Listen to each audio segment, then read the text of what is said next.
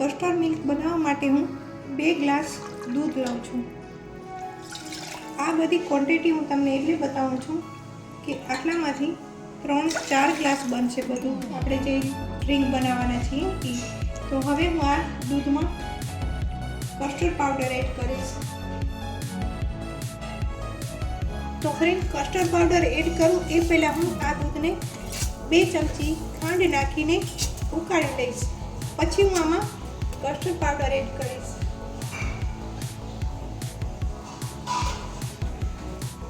તમે જોઈ શકો છો ફ્રેન્ડ, દૂધ એકદમ ઉકળે છે, એને હું મીડિયમ ફ્લેમમાં ઉકળવા દઈશ અને હવે હું એમાં કસ્ટર્ડ પાવડર એડ કરીશ।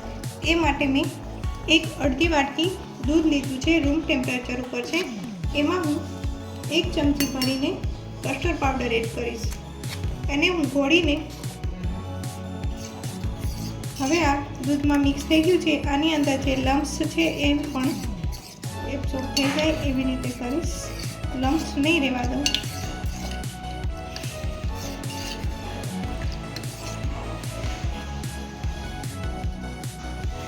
તો હવે ઉકળતા દૂધમાં કસ્ટર્ડવાળું દૂધ એડ કરીથી જઈશ અને હું હલાવતી જઈશ કન્ટિન્યુ।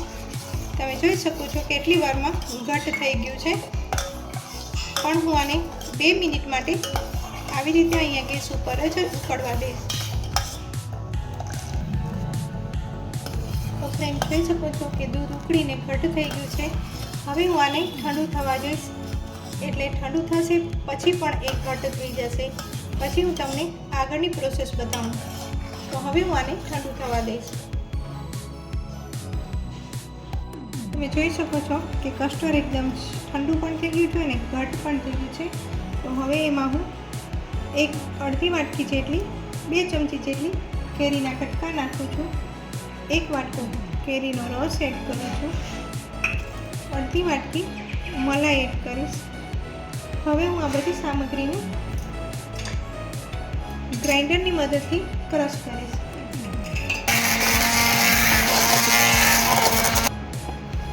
તમે જોઈ શકો છો કે એકદમ સ્મૂથ પેસ્ટ રેડી થઈ ગઈ છે અને ફ્લફી પણ સરસ થઈ ગઈ છે। હવે આને આપણે સર્વ કરીશું।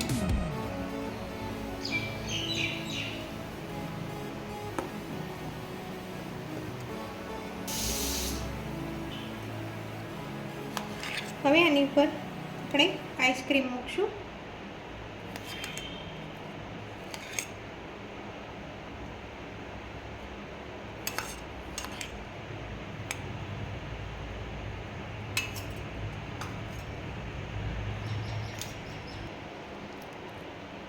તો આની ઉપર આપણે કેરી પણ લગાવશું।